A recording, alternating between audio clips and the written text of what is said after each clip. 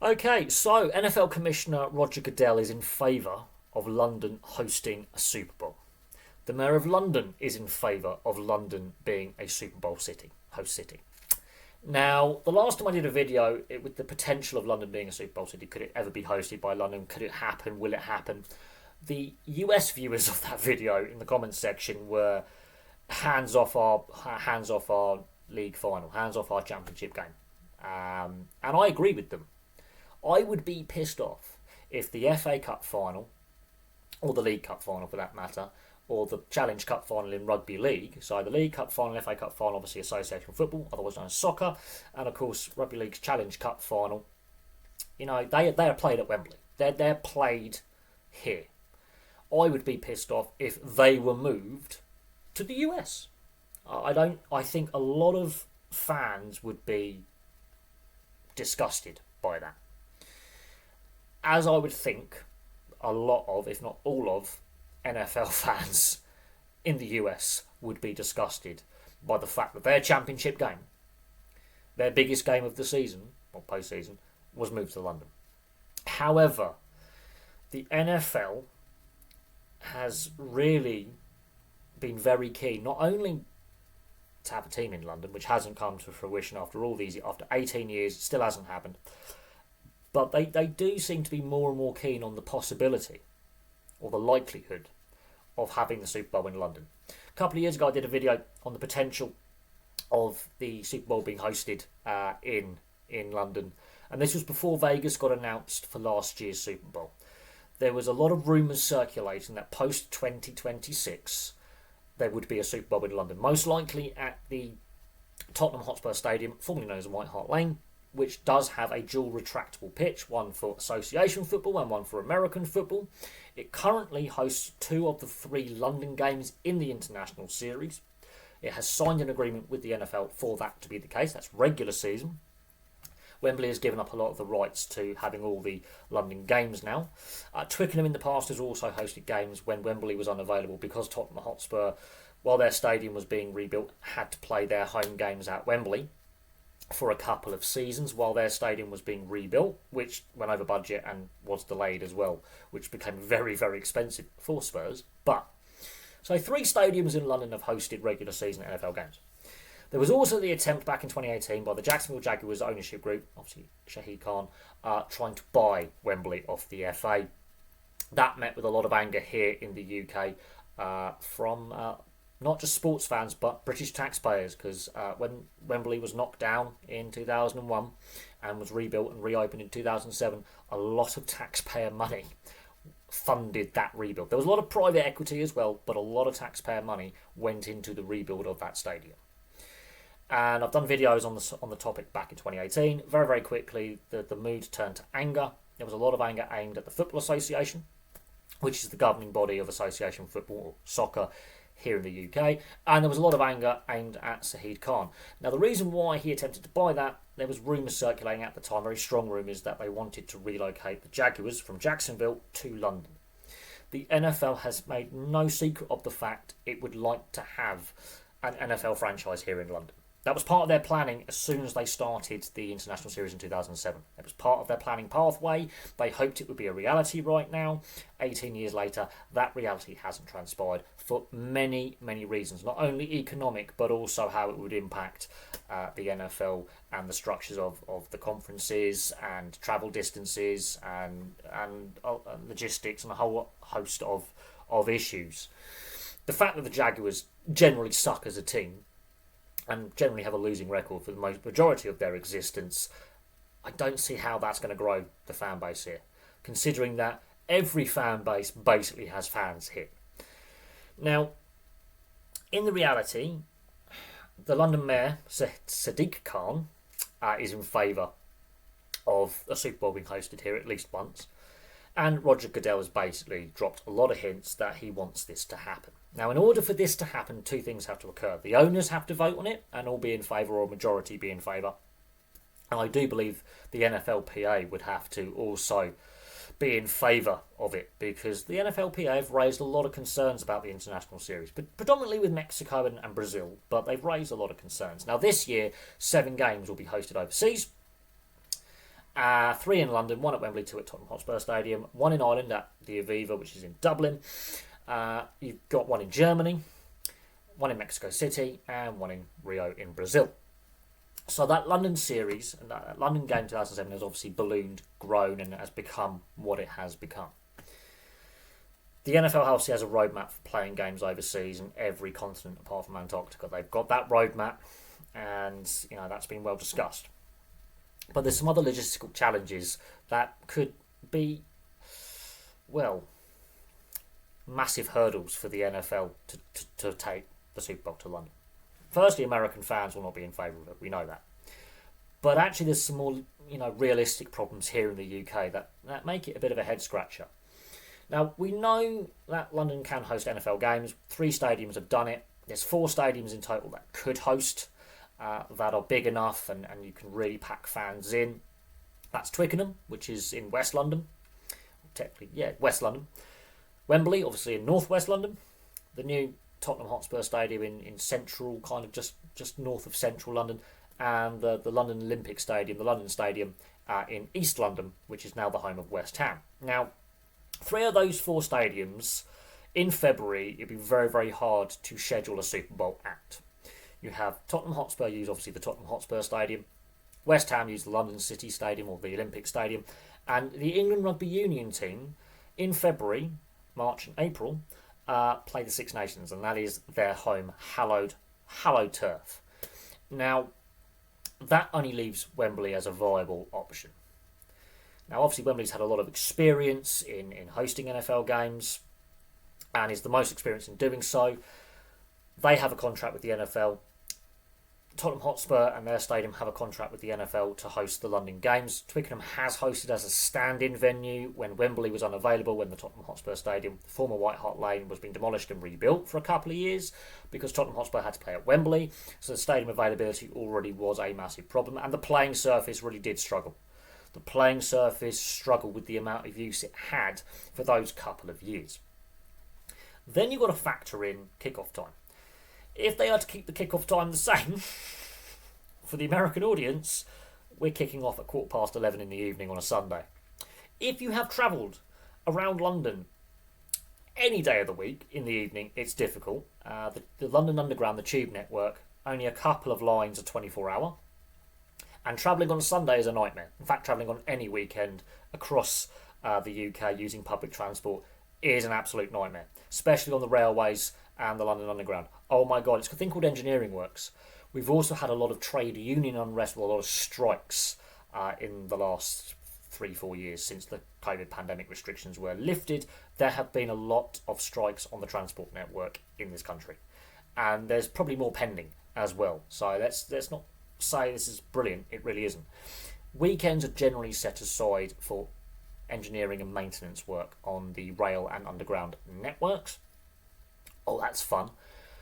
Rail replacement bus services are a thing, and they're not necessarily the most reliable either.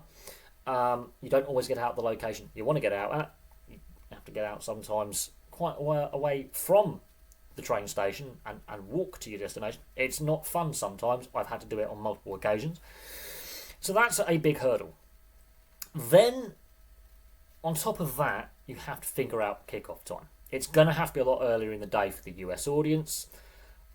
For the simple fact, firstly, February in the UK, we're more likely to get snow in February than Christmas, for example. There's more likely to be snow from the end of January to the end of March than in the middle of December, for example, or October or November. Yes, we have actually had snow in October and November in this country. I have seen it. Trust me, it does happen. We're more likely to get more wintry conditions. There's a reason why the Super Bowl is now basically played in either indoor venues where they've got roofs or in the Sun Belt. It's to avoid a Super Bowl in the snow or sleet or freezing rain. It's for the weather conditions. We are more likely to have snow or sleet or really wintry, freezing rain, fog in the middle of February. The weather is very stereotypically British, Northern European. It's grotty, it's cold, it's horrible, it's not a fun experience. Trust me, I've been to many an association, soccer match and rugby match in the rain, sleet, snow, and fog in this country.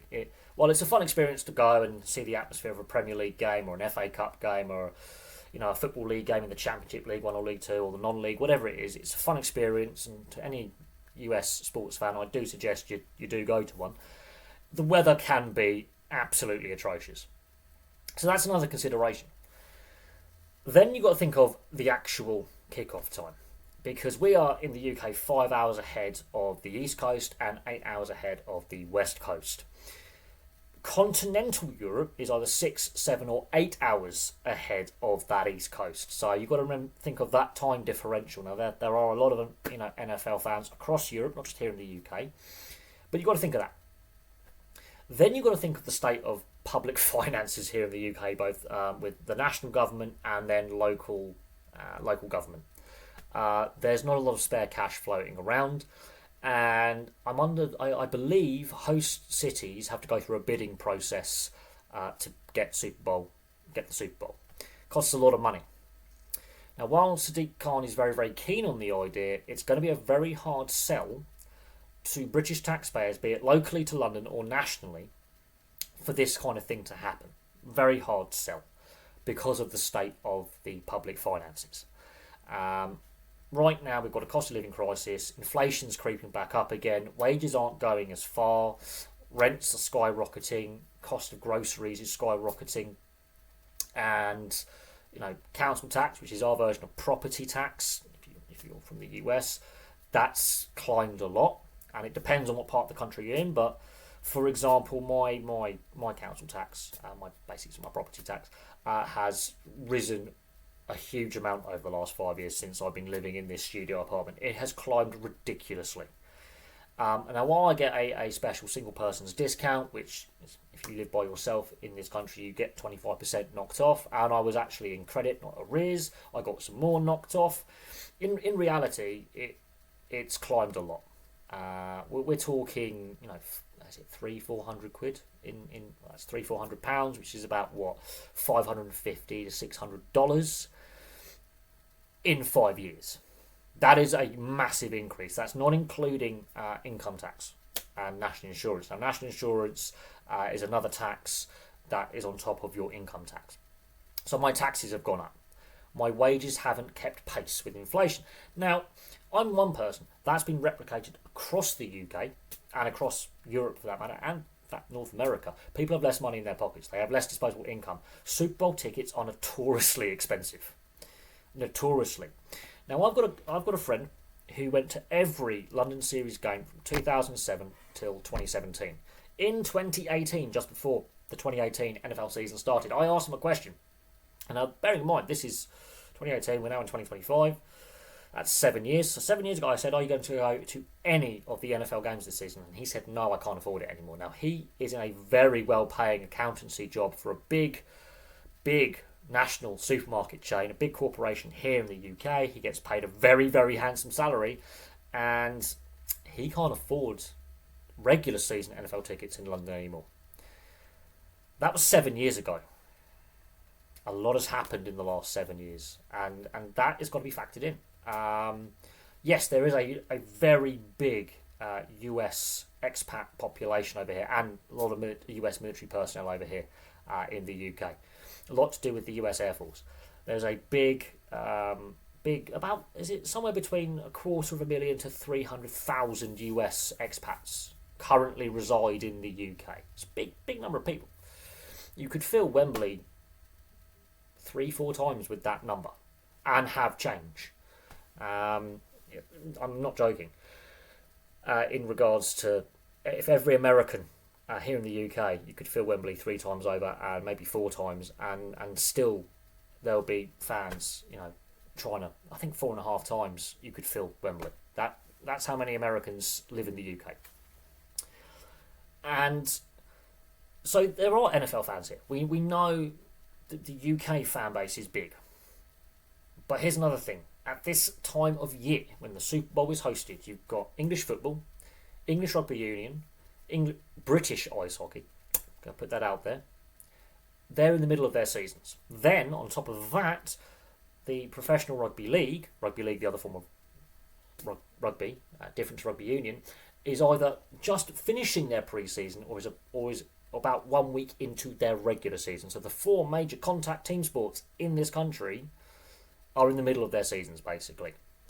And a lot of fans would have paid for their season tickets or their ticket bundles, and they've already penciled in what games they're going to go to, and that's what they're going to watch on a weekend. And a lot of games are played on Sundays. And that's something else that needs to be considered. If you're going to push that kick-off time forward for the UK market so the game can finish in time for transportation to get out of the stadium, a lot of sports fans on a Sunday will be at other games. They'll be elsewhere.